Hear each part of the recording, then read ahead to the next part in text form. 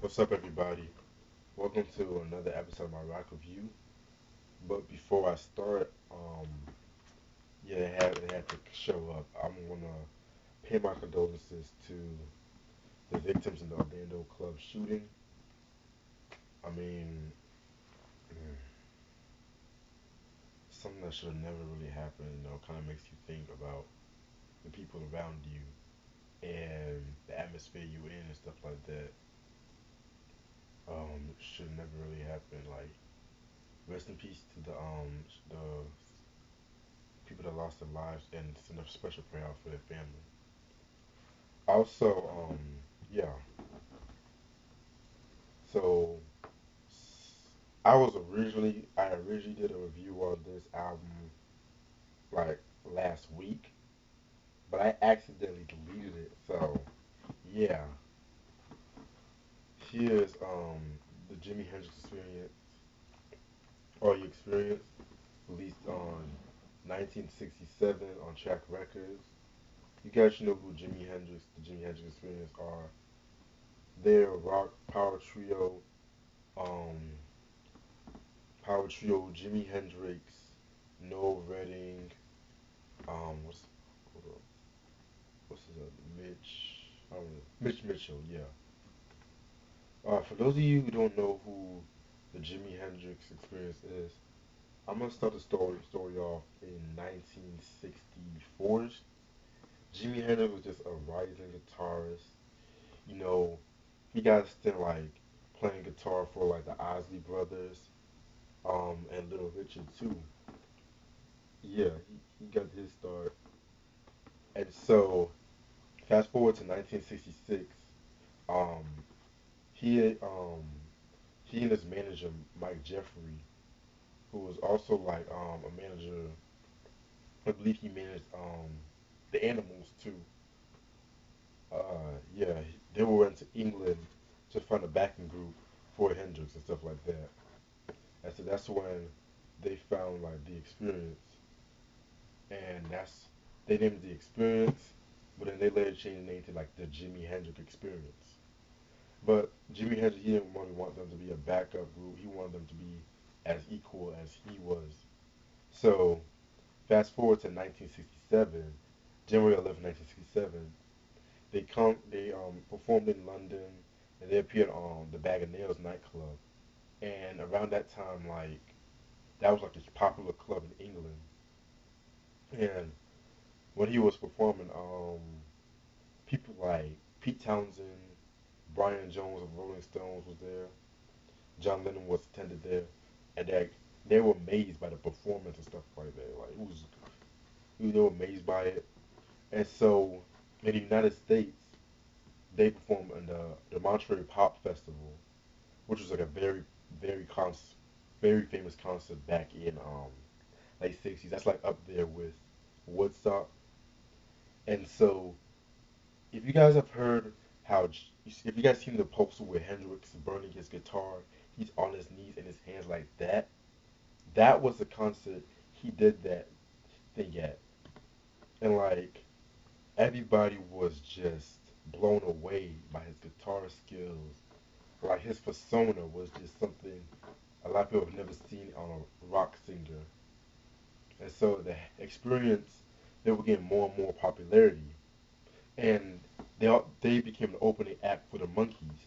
Yes, that same the Monkees with Davy Jones, the one with the TV show like Bubblegum Pop, the Monkees, touring with the Jimi Hendrix Experience. And so the different audiences, they really were not used to like the experience like that. So yeah, it was a very amazing time like for them. So they started working on this album right here, All You Experience, and so I'm sorry. Okay.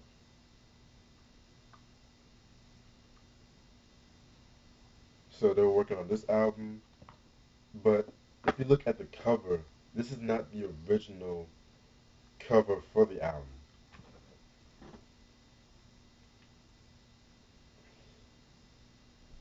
The original cover is this one, this image right here. Just give me, maybe y'all can see that. But from what I looked up about this album, Hendrix really didn't like it because he wanted it to catch the eye of the audience. So that's when this more trippy psychedelic cover came out. Now, producers, the producer of this album is the producer of this album is Chaz Chandler, who is he was the original bassist for the Animals and stuff like that. Supposedly the Animals, like Chaz Chandler and Eric Burden, like they were like really close with Hendrix, from what I looked up. And like he also managed the band Slade too. And so yeah, that's and then also let me talk more about the album. Now singles this album is known for are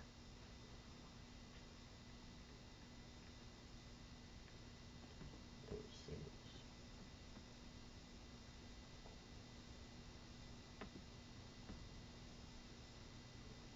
The singles are I'm sorry, just take this right out.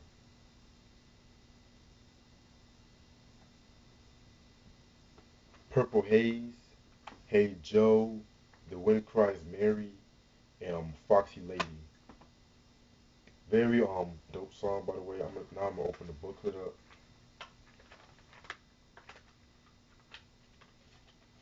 This is the cover right here. This is a photo of them right there. It's a biography about Hendrix. You know, expert about Hendrix's career, his legacy, more of that stuff, more of that stuff. Pictures of Hendrix performing live. Yeah, I would play some of the songs off this album, but for some odd reason, YouTube blocks a lot of Hendrix songs, and I don't know why, because it was just they just had some Hendrix songs many months ago. I don't know why I can't play them now. Anyway, I'm gonna go through the songs. Track number one, Purple Haze, classic song, one of the greatest rock songs of all time. It was more exposed to Hendrix' more psychedelic sound right there. And according to Hendrix, he said that this song came out of a dream he had.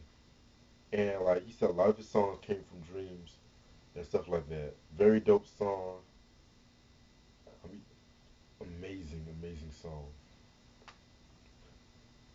Track number two, Manic Depression. Very trippy song right there. Um, I love the drums by Mitch Mitchell. Very, very, very dope right there. And it was just, I mean, his drums really stood out in the song right there. Track number three, Hey Joe. Um, that was really the song that got him famous, and that song really made people realize what a genius Hendrix was. Although the song was a cover, it's like a rock standard. It is arguably like Hendrix, like among his most famous songs. People always associate that song with the Jimi Hendrix Experience. Oh yeah, check out the performance in Woodstock. Very, very, very dope performance. Track number four, Love or Confusion. Um, pretty okay song right there. Then track number five, May This Be Love. Dope ballad. I love the ballad. I love the lyrics with it and stuff like that. And the messages were just like listen to this song, like listen to the lyrics of the song. You know what I'm talking about. Track number six, I Don't Live Today. That song is actually an interesting song because he talks about his Cherokee heritage and he's discussing like the problems like American Indians and other minority groups has faced, stuff like that. The Wind Cries Mary is the next song. The Wind Cries Mary, she is, I mean, that is like classic, classic, classic song. It's talking about, well, first of all, he was kind of influenced the guitar playing, had like a Curtis Mayfield feel to it and stuff like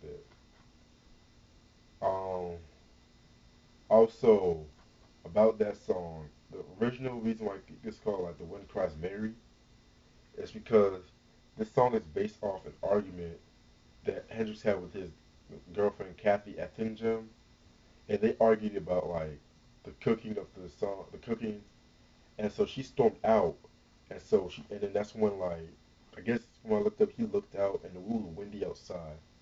It was like the wind cries Mary. I mean, the song is just poetry. I'm gonna read you some lyrics right quick.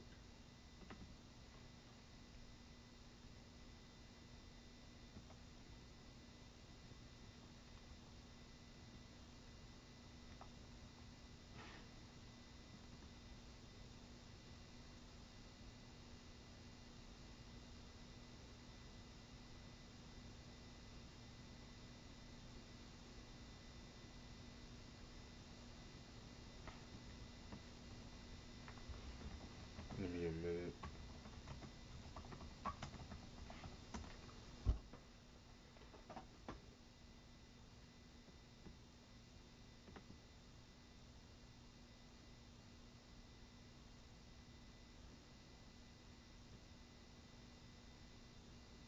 Okay, this is what he said. I'm sorry that took so long. It says, a broom is daringly sweeping up the broken pieces of yesterday's life. Somewhere a queen is weeping. Somewhere a king has no wife. Damn, that is just that is just like unbelievably just poetry right there. Next song, Fire. Love this song. Hendrix kills it. Um the original, a lot of people think it's like a sex kind of song, but it's actually written when Hendrix was in Noel Redding's house on the cold New Year's Eve, and he stood by the fire to get himself warm, and that's how Hendrix got the idea for Fire. Third song from the Sun is the next song, probably my favorite song off the album. It's like mostly an instrumental, but it includes spoken passages by Hendrix and like his manager Chad Chandler, and they're talking about like landing on Earth and stuff like that. Very space rock feel to it. I mean, like, I mean, that's how to be like one of his best riffs he has ever done. Foxy Lady is track number 10. This is actually the first Jimi Hendrix song I heard. Self-explanatory.